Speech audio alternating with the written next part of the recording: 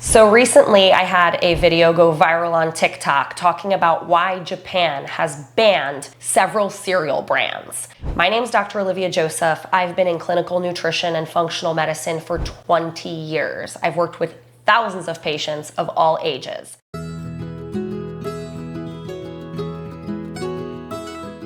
This is one of the reasons I'm passionate, not just about food, but about educating people on diet and lifestyle, especially when it comes to kids. So what happens when we're kids is we learn the habits from our parents. So being in the habit of cereal, especially for breakfast, is not my favorite habit. There's many reasons why. One is I always recommend breaking fast with some source of protein. And I talk about how important this is, not only for blood sugar, but also for development. What we want from our kids, we want their brains to develop. We want them to be able to learn in school. And when you give them something for breakfast that's gonna spike their blood sugar, that blood sugar is gonna drop. It's gonna make them crave more sweets. And one of the things we're seeing is this major rise in abdominal obesity in children. We're seeing children develop things like diabetes at younger ages than ever before in history. We actually have a life expectancy that's going down in the United States. But when you talk about what Japan did, and many countries all over the world have done, is they're banning unhealthy ingredients, toxic ingredients, artificial coloring from their food sources. Now, one of the reasons is because it's not just a business to them. Many of these countries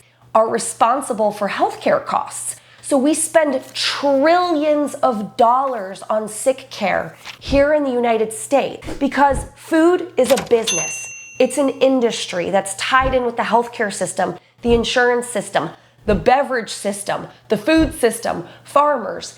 It's as if everybody is getting together with an ulterior motive outside of keeping our children and people in our country healthy. We really have to start these habits young, and most cereals, not all of them, but virtually all of them, are not a great habit to implement, especially to start your day with. Now, anything in moderation is not the end of the world. I do recommend, if you're feeding your kids cereals, you avoid ones that have artificial coloring. But a lot of these grains are so void of nutrition that we have to enhance these cereals with vitamins just so they meet label requirements. So I am a big advocate for real food, starting your day with protein, and I'm not making you wrong. I have 4 children of my own, and I know what it's like when you're busy, when you're on the go, when you're a working parent, to choose convenience foods. And I'm not saying I've never done that. I'm not. I would be a hypocrite if I was lying and said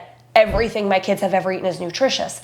But you've got to look at a majority of what they're eating, and you've got to look at how they start their day. If you could just get your kids in the habit of starting their day with some source of protein, getting in the habit of eating a little bit of protein every time they eat a meal, at least breakfast, lunch, and dinner, you are going to set your kids up for stable blood sugar, better immune function, a better ability to focus, learn, and develop properly. So we all want what's best for our kids. So let's try to avoid the bad stuff, give them more of the good stuff, and I have tons of videos on healthy nutrition for a variety of topics, so feel free to browse if you want to go deeper in this rabbit hole.